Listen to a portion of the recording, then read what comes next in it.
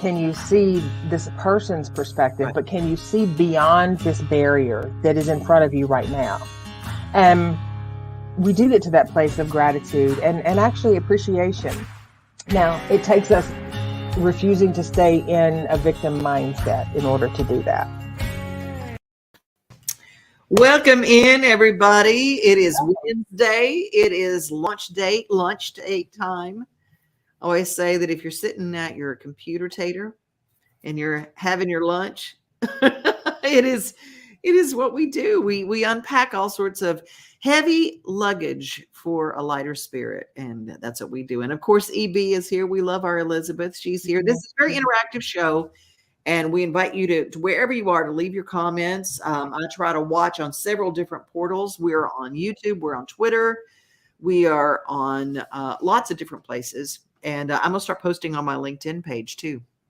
Okay. I pull a little clip and each time we, I think it'd be really cool to have it there as well. Nice. I like our little Main Street Media with Tennessee in the middle of it. I said, it's I'm just kind of adding what we do. We do a lot of programming here at Main Street. And this one is it's something that Teri and I do together. And we share it with our Main Street audience. On Main Street Today's audience. And Leslie is joining us. Hi, good morning. And it does feel like spring, Elizabeth. It does kind of have we do kind of have a spring vibe going on today. Of course, tomorrow it's going to rain in Middle Tennessee. So enjoy today. Or get your feet muddy tomorrow, whichever. Well, that's true. I got 6 new little chickens at my house today. My little hen, I knew something was up because she just stopped hanging out with the other hens. She stopped hanging out in the hen house, and she moved her eggs, and she is in my old cat that passed away, his igloo that went from the homeless community where he was a part of their group. And then he said, wherever his igloo is, he's home. Well, he passed away. He was ancient and no other cat would use it. But do you know that chicken loves that igloo? And so I go, well, you know what? Whether it's a black cat or a black chicken, she likes it. She's sleeping on some of my old fuzzy pajamas in there. There you go. Well, see, that's what happens when we get ready to expand and grow. We have to leave that hen house full of drama, and we have to set out on our own little journey. They just dropped in on me like that, and how that kind of worked. It worked all in. And that's what we're talking about today. We're going to talk about doing our best. Don't stress. Do your best. That is what today's little topic is. I found this little thing to talk about. Don't stress. Do your best. And based on the 4 agreements, which we have got, you have got something planned. Not me. I can't be there on that day, but coming up on February 26th, we're doing a book study of the 4 agreements. Yes, and we're going to unpack it a little bit for those people who might not be able to attend, but at the same time, it's a lot more if you go to Teri's house. It's a lot more. We're going to be in depth and unpacking all 4 of the agreements and how they show up and affect our lives, and also how to tweak them just a little bit. So that when you're living your best life, you're working with those same principles, and life tends to move a little smoother. It's a 1-day workshop, so it'll be from 10 until 4. And it's going to be fun. It's going to be at my office, and all those details we'll give later. But always do your best. That's a tricky one actually all 4 of the 4 agreements can be tricky. Only because of our outside information that comes into us. So whether it's social media, whether it's family, whether it's self-expectations. Right. Because doing our best, if we're a perfectionist, then doing our best sometimes isn't even good enough. It needs to be better than our best. And that's just crazy making. It is. It really, truly is. And we can get caught up in expectations when you join that with anything. Expectations can let us down. Absolutely. Rhonda's with us now. Too. Hey, Rhonda. I'm struck by the people who think that somehow when something doesn't meet our expectations at the end of it, we think we haven't done our best. Right. But that's not true. That's not true. Right. You know, you run in a marathon and you don't win. Right. As a general rule of thumb with my daughter when she was growing up, and I would say, well, did you do your best? And she would say, yeah. And I would say, then that's good enough. And I get it that we live in a world where, sometimes we can cop out and say, well, I did my best. But I can assure you, if you got that kind of tone going on, you're not doing your best. You're trying to get out of doing your best. That's right. So there's a difference in being honest with yourself, like brutally honest with yourself. Am I doing my best showing up in this friendship, in this relationship, in this experience in life, whatever that experience is? And if the answer is no, then instead of judging yourself, first find out, do you want to do better? And if you do, start navigating that course. Here's something else too. Sometimes when we buy into other people's expectations of what we need to do, oh, you need to join this club, or you need to join this group, or you need to be part of this, or you need to do this with your life. I find that sometimes we say, well, I did my best, but we half-ass it because it's not what we want to do. Exactly. And if you truly want something and you truly do your best at something, the expectation for the outcome should not be your pressure. Your pressure should come from, well, am I doing all I can do to bring this about? You know what I mean? And really, even exchanging the word pressure for your accountability. Right. Good point. That's really good. See, because we can tend to get pressured into a lot of things, but at the end of the day, we're agreeing to do it. So for whatever reason that is, and that's not something that we unpack obviously in one launch date, but that is, we have to be accountable with how we're showing up and what we're agreeing to do. And first and foremost, if your goal is to do your best, then cutting yourself that slack, giving yourself some grace, that is, we can't really always do our best right out of the gate. Sometimes we have to learn to walk that or crawl that or whatever the analogy is that we want to use. There's always going to be time to grow and to learn something. We can always do better. Rhonda says, I heard someone say yesterday, and I actually heard someone say this yesterday too. I did a virtual class, which I do at least once every couple of weeks, some kind of virtual class. I heard someone say, if you're not afraid of your dreams aren't big enough. I think there's a lot of validity to that. Is like our dreams can scare us, I think is what it is. I mean, if we get, and scare or being afraid might be the wrong thing. Maybe we get those little butterflies or flying, creatures in our belly that make us, the excitement can replace the word fear. I think excitement, the same. Yeah, I would agree. Excitement or inspiration feels better than, especially people that have had wounded lives or traumatic lives or neglectful lives. A lot of times what's associated with, well, if you're not fearing it, then it's not big enough. That can fall in line with, well, geez, now I'm afraid of it. Well, why do you want to create something and breathe life into something that you're going to be afraid of? Right. That doesn't make sense to me. But everybody has their own mode of motivation. So different words work for different people.